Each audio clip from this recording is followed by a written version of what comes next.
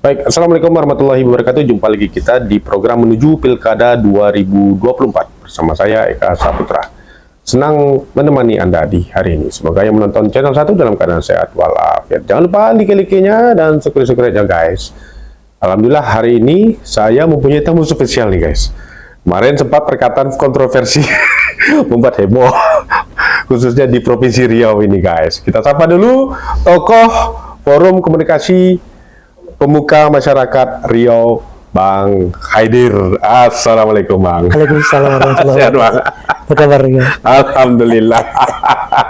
Sehat Bang? Alhamdulillah. Semakin muda aja Bang. Kita ketahui kemarin guys, ada pernyataan kontroversi. Memang ada pro dan kontra, itu hal yang biasa gitu kan. Namun banyak orang mensalahartikan poin-poin yang disampaikan oleh Bang Haidir beserta Forum Komunikasi Masyarakat Pemuka Riau lainnya gitu kan. Nah, kalau kita akan berbicara langsung nih untuk klarifikasinya nih. Bang Haidir, boleh dijelaskan lagi enggak poin-poin apa saja yang kemarin yang Abang sampaikan waktu forum tersebut gitu loh, bersama Pak Yasir Saleh Yasid dan kawan-kawan itu. Oke. Ya. Tapi sebelumnya saya flashback dulu dong. Iya, jadi jangan gujuk-gujuk langsung gitu kan. Ya. Forum Komunikasi Pemuka Masyarakat Riau ini memang sebuah forum yang di Riau itu disebut ada 3 pilar. 3 pilar. Jadi yang pertama LAM Riau itu mengurus masalah adat istiadat budaya.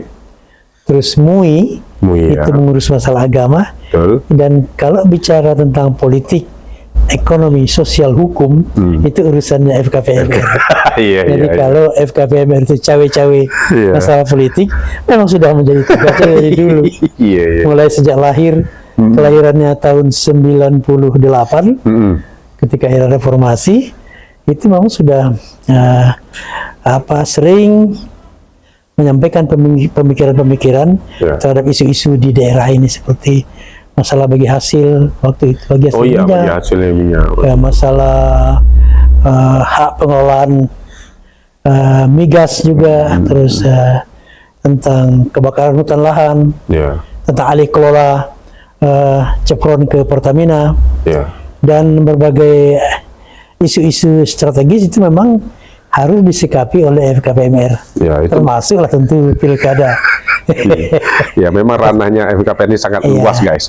Jadi memang untuk kepentingan dan kemaslahatan khususnya yang ada di Riau. Nah, dalam rapat terakhir itu kita bergabung dengan PPMR. Jadi kalau FKPMR ini Forum Komunikasi Pemuka Masyarakat Riau, itu berbasis pemuka-pemuka masyarakat Melayu. Nah, kalau PPMR itu Persebatian Pemuka Masyarakat Riau, itu berbasis lintas etnis, lintas agama. Jadi itu beberapa pergabungan. Nah, FKPMR sendiri seperti tadi saya singgung, kita sudah beberapa kali rapat untuk menyikapi masalah pilkada ini, karena ini kan memang menjadi agenda 5 tahunan kita, dan kebetulan ini hangat dibicarakan oleh masyarakat di tengah era perubahan dan keterbukaan sekarang. Betul. Jadi kita rapatkan untuk menyusun bagaimana harusnya kita bersikap. Jadi kita susun kriteria, terus rapat sekali lagi begitu juga dengan beberapa tokoh. Nah, terakhir kemarin bergabung dengan PPMR. Ada berapa poin yang kemarin setelah didiskusikan dan dirembukkan? Sekarang kita ini dulu lah. Sekarang kita berbicara tentang menuju pilkada dulu. Sebelum itu nanti kita masuk ke situ juga akhirnya.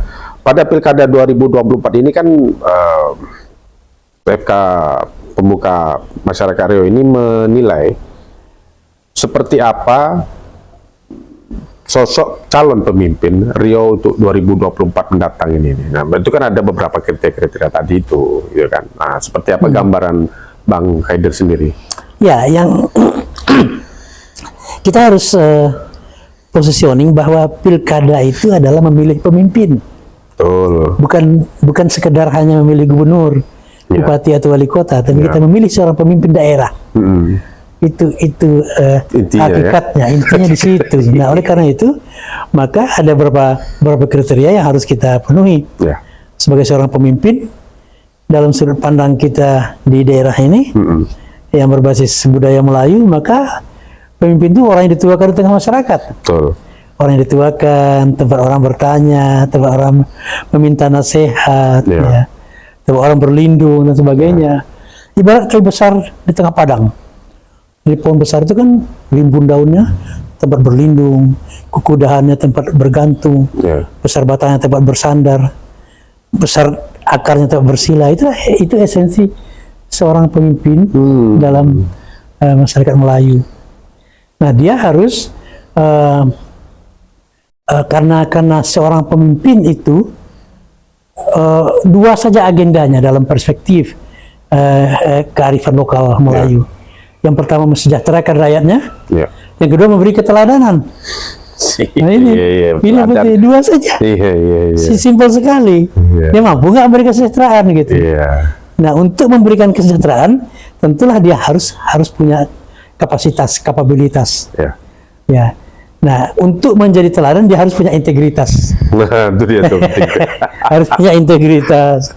Nah, oleh karena itu dalam kepemimpinan Melayu itu mengacu pada kepemimpinan Nabi Muhammad. Jadi amanah, sidik, fatona, tablik. Jadi harus amanah, bertanggung jawab, lurus, jujur, dan dia harus juga komunikatif dengan masyarakat. Mampu mendengar, menjadi pendengar yang baik, mendengar aspirasi masyarakat, dan dia juga harus cerdas, harus lincah dalam memimpin masyarakatnya. Syarat nih guys, keteladanan itu yang terpenting tuh. Satu kepemimpinan tuh, dan berintegritas. Itu saling satu kesatuan dia. Tidak bisa dipisah, tidak ada harga mati itu ya. Dia tidak bisa memberikan keteladanan kalau dia tidak berintegritas. Kalau teladan kita dia selalu bermain dalam dua panggung. Panggung depan beda dengan panggung di belakang. Itu bukan pemimpin yang baik. Nah, Provinsi Riau dengan 6 juta penduduk yang ada saat ini, kaya dengan sumber daya alam, di atas minyak, di bawah minyak, kemudian dengan hasil bumi yang sangat luar biasa. Kemarin kita sudah mendapat dana PI nih 3,9 triliun. Kemudian DBH kita juga apakah sudah terima atau tidak, mungkin kemarin sudah masuk dana bagi hasil lebih kurang 10% itu. Nah, bagaimana nanti Bang Haidir menyikapi tentang calon gubernur ini yang bisa berkomunikasi dengan pimpinan pusat daerah di pusat sendiri? Karena kan dengan menganggarkan dana APBD dengan 13 triliun itu saya rasa masih cukup kurang gitu loh. Iya, kurang. Ya APBD 11-12 triliun itu masih kurang, sangat kurang dari kebutuhan kita dalam membangun masyarakat kita di sini kan, pertama dalam infrastruktur, yang kalau secara komparatif kita bandingkan dengan provinsi tetangga, itu kita jauh sekali tertinggal. Karena ini dana kita gitu. Nah, oleh karena itu kita membutuhkan seorang pemimpin yang punya kompetensi, punya kemampuan, punya kapabilitas untuk mampu mengelola dana yang ada, kemudian bekerja sama dengan pusat dan juga sektor swasta. Kenapa? Karena investasi pemerintah itu hanya sekitar 15% saja. Jadi kalau kita secara ringkas yang kita sebut, itu dana APBD kita yang di provinsi hanya sekitar 13 triliun itu hanya sekitar 10% saja dari kebutuhan kita setiap tahun untuk investasi di daerah kita ini. Sisanya apa? Sisanya swasta. Sisanya swasta itu biasanya gitu ya. Nah, oleh karena itu dibutuhkan seorang pemimpin yang paham bagaimana melakukan mengelola dana yang ada, kemudian bekerja sama dengan para pelaku investasi kita, swasta kita di sini. Ya. Itu memang wajib. Nggak boleh mereka dikerjain, dimusuhin gitu. Iya. Harus memang ini ya, iya salah satu untuk ya agar investor masuk di khususnya di Riau sendiri. Nah peluang untuk investor sendiri ini mungkin kan lebih banyak. Kita nggak tahu nanti banyak masalah mungkin di kendala masalah perizinan tuh mungkin ya apa namanya lama untuk kalau bisa birokrasi itu dipangkas lah ya untuk masalah perizinan tersebut. Nah kemudian selain itu masalah pendidikan. Kita lihat zonasi kemiskinan nih. Kemiskinan juga saat ini apakah kemiskinan di Provinsi Riau meningkat drastis atau menurun drastis? Sebetulnya menurun ya. Sebetulnya menurun. Yeah. Angka kemiskinan, terus angka stunting, anak-anak yang kurang gizi, ya itu menurun sebetulnya. Ya, tetapi kalau kita mau renung sedikit, sebetulnya Riau tidak wajar dengan kemiskinan yang ada sekarang, dengan angka stunting yang ada sekarang. Mestinya masalah itu tidak ada lagi di Riau. Sudah selesai masalah itu. Harusnya gitu. Tapi kan, karena kita kan daerah kaya nih. Oh iya. Kita kaya memang guys. Cuman sedot terus. Iya tadi mereka bilang kan di bawah minyak, di atas minyak. Iya. Di tengah juga minyak. Iya. Karena memang berat kalau memang daerah penghasil ini biasanya disedot terus, dan itu aja 10% itu masih belum cukup ya sebenarnya untuk dibagi hasil sendiri oleh pemerintah pusat. Harusnya lebih dong. Iya. Kalau undang-undang itu yang 15% itu nggak cukup. Nah iya. Karena 15,5% itu net. Jadi setelah foto ini hasil bersih baru dibagi 15% bagi daerah. Nggak cukup. Iya. Nggak cukup. Karena memang sama juga dana PI juga. Dana PI begitu juga. Dari berapa penghasil barrel kita per hari itu cuma dapat ya itu pun baru dilakukan dana participating interest ini 2 tahun belakang ini. Sebelumnya harusnya kan dirapel gitu kan. Sayang kita memang negeri yang sangat kaya ini, tapi kemiskinan masih banyak. Itu tadi yang dibilang Bang Haidir tadi kan. Seharusnya sudah selesai itu. Sudah selesai masalah itu. Nah, kita kembali lagi. Si calon tadi itu, ya kan ada berapa poin yang disampaikan oleh forum tersebut untuk pada calon pemimpin itulah. Ya kita tidak menyinggung orangnya atau apa. Iya. Ada beberapa poin. Yang pertama, kita dudukkan dulu bahwa pilkada itu memilih pemimpin. Ya. Pemimpin itu seperti apa? Pemimpin itu adalah orang yang dituakan di tengah masyarakat. Orang yang harus punya paham, yang punya kapasitas, kredibilitas, integritas. Orang yang punya kepemimpinan, dia harus amanah, dia harus sidik, dia patonah, dia tabligh. Itu pemimpin itu gitu. Nah, kita di era demokrasi ini kan kita diberi kebebasan ini. Diberi kebebasan, tapi kebebasan ini kalau boleh sebut ini ambigu juga. Kenapa demikian? Karena kan calon-calon itu ditetapkan oleh partai politik. Betul, ada jalur independen, tapi jalur independen tidak begitu populer di tengah masyarakat kita sekarang karena agak repot urusannya. Persyaratannya banyak. Belum tentu juga dapat dukungan nanti. Betul. Nah, oleh karena itu yang paling umum itu melalui jalur partai politik yang mengusulkan bakal calonnya gitu. Nah, repotnya paradigma partai politik sekarang kita sentralistis, sangat sentralistis. Calon itu ditentukan oleh pusat DPP. Daerah hanya diberi kesempatan untuk menyaring dan nama-nama itu naikkan ke Jakarta. Maka kita dengarlah di Jakarta itu di DPP-nya hari ini mereka keluarkan surat tugas. Belum. Surat tugas dulu. Semua berebut untuk mengambil surat tugas dengan membawa upeti. Itu kalau nggak keluar surat tugas. Tidak gratis. Nggak gratis, surat tugas nggak gratis. Betul. Diberi tugas untuk mencari pasangan untuk ini. Habis itu ke Jakarta lagi untuk mendapatkan rekomendasi.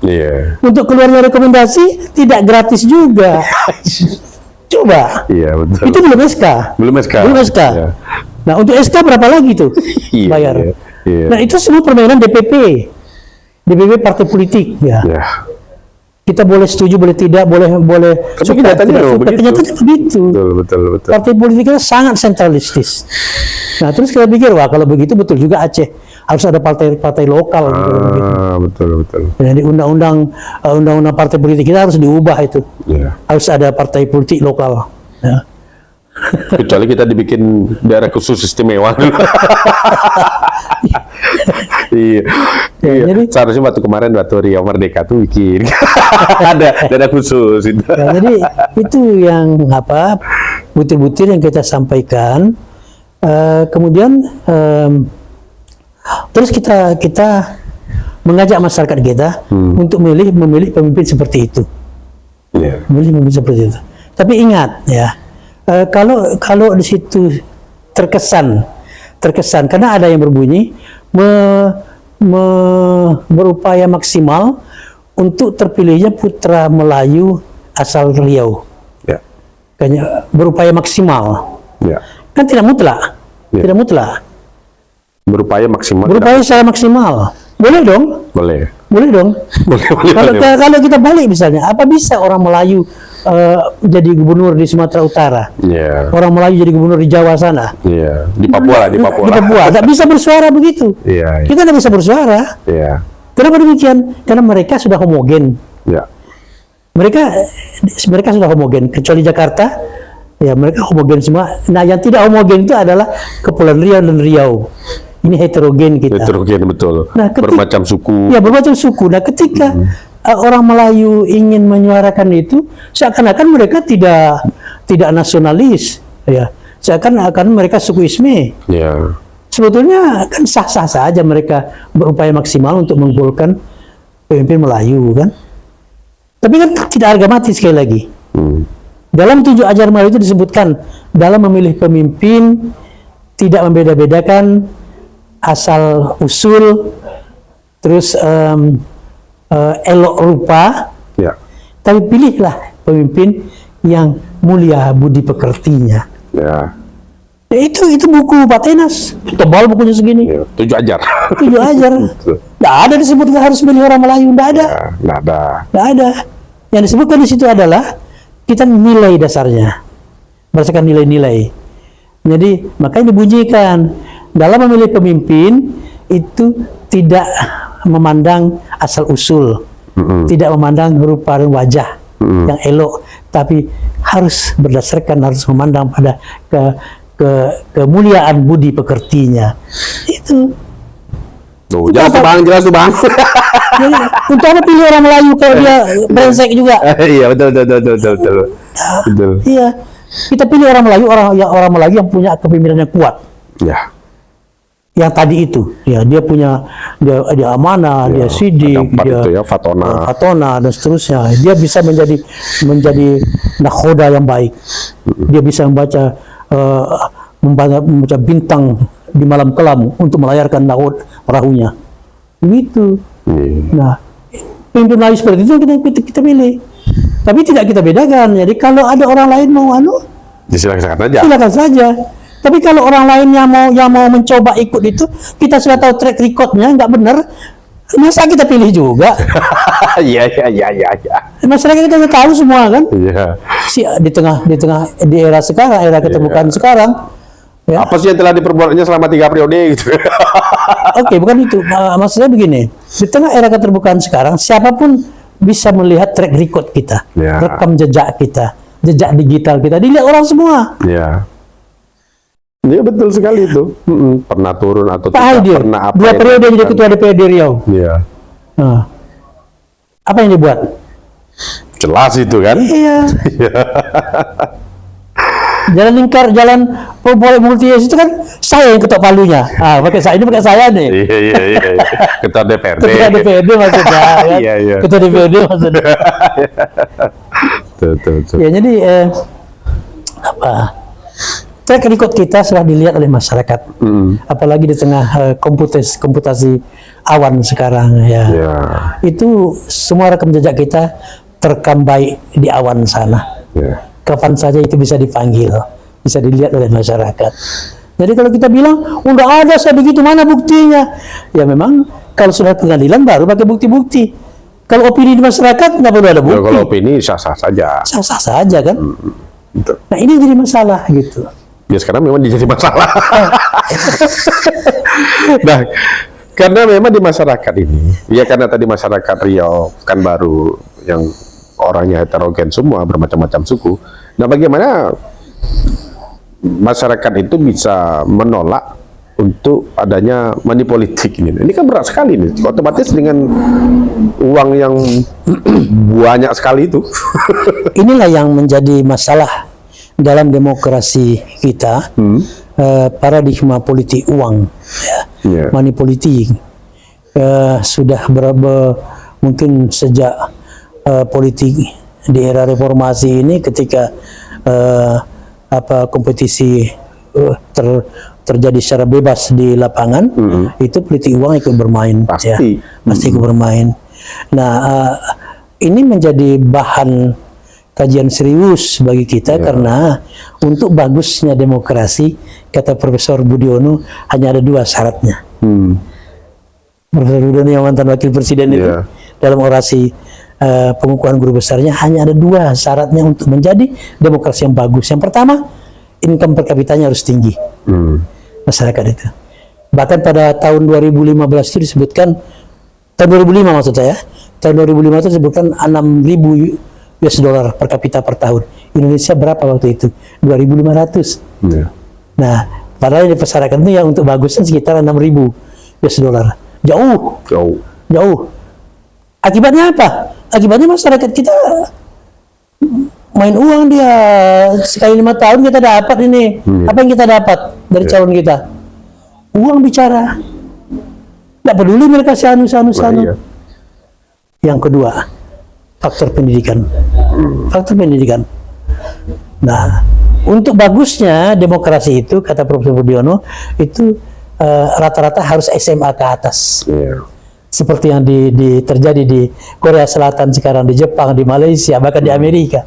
Itu SMA ke atas warganya.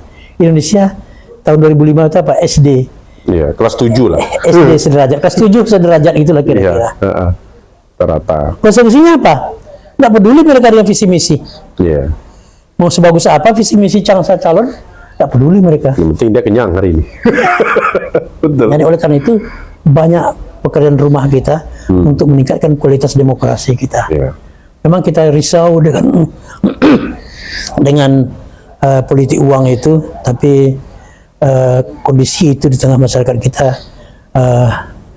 kita hadapi ya. Mungkin ke depan kita perlu secara bersama-sama lah. Para calon ini jangan terlalu mengedepankan. Ini mereka kan berani bilang, wah nanti kan itu bisa kita selesaikan tuh. Nah, kita bagi-bagi aja nanti selesai itu katanya kan. Kan menyedihkan kalau udah bakal calon berpikir seperti itu, sangat menyedihkan. Mungkin forum komunikasi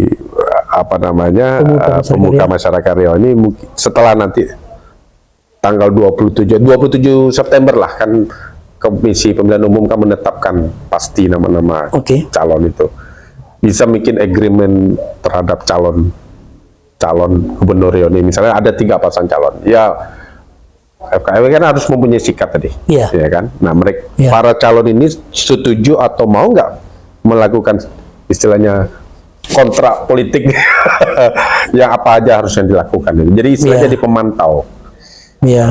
Bisa saja. Ya kita tentu nanti berdiskusi dengan para pemuka masyarakat kita, dengan orang-orang pintar di daerah kita ini, orang-orang cerdas, orang-orang kampus, untuk terus bagaimana. Ini sudah ada calon nih, nah kan gitu nanti kan. Sudah tetap 3 calon atau 4 calon. Atau calon tunggal misalnya, mau kita apakan ini?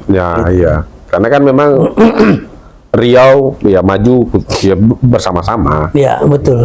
Karena tidak bisa dengan sendiri pimpinan calon itu, harus ada terima kritik dan ini juga lah, kritik dan saran. Kalau pemimpin tidak mau dikritik, lebih baik jadi pemimpin. Jangan jadi pemimpin. Nah itu, jadi memang untuk money politik ini memang sangat susah ya. untuk menghilangkannya itu tadi ya. Kita bagaimanapun juga no money politik tetap juga Tunggu dulu. Bicara masalah kritik tadi ya. Tapi tanggung jawab kita sebagai orang-orang intelektual, orang-orang yang terdidik. Mari kita bersama-sama meningkatkan budaya literasi kita, membaca dengan baik.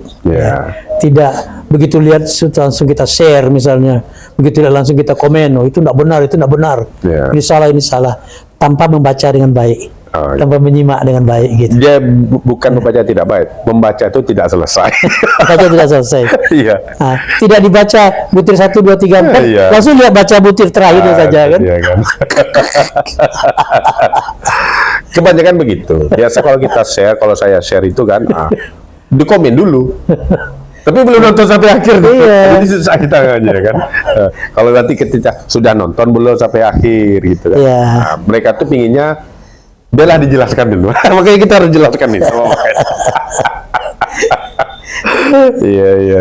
Mungkin terakhir untuk Bang Edir, apa pesan untuk kepada masyarakat Riau untuk pemilihan kepala daerah 2024 ini, khususnya calon gubernur? Ya, kita memilih seorang pemimpin, ya, tidak hanya memilih seorang gubernur atau bupati wali kota. Kita tapi memilih pemimpin yang akan memimpin daerah kita ini, baik itu di instansi pemerintahan maupun masyarakat secara keseluruhan, semuanya. Oleh karena itu sekali lagi dia haruslah orang yang punya kemampuan semuanya dan punya integritas, terpuji ya. Dan apa yang menjadi tugas kita, kita mari secara bijak untuk melihat calon-calon itu ya. Jangan terpancing, jangan tergoda untuk terbawa dalam isu-isu money politik gitu ya. Tapi kita gunakan akal sehat kita. Gunakan akal sehat. Ya. Secara pribadi mungkin Bang Haidir akan memilih pada tanggal 27 November nanti 2024. Kita akan tunggu nanti pada tanggal 27 hingga 29 Agustus siapakah yang akan mendaftar ke Komisi Pemilihan Umum Provinsi Riau. Nah, dan pada 27 September nanti KPU akan menetapkan paslon-paslon untuk berlaga di 2024. Nah, 27 November adalah hak kita untuk memilih. Jadi tadi menentukan pilihan dengan harus pemimpin yang baik, yang bisa mengadopsi semuanya, dan juga dilihat integritasnya.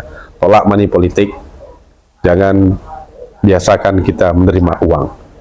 Itu saja pesan saya. Saya Eka Saputra, mohon undur diri dulu. Wassalamualaikum warahmatullahi wabarakatuh. Waalaikumsalam warahmatullahi wabarakatuh.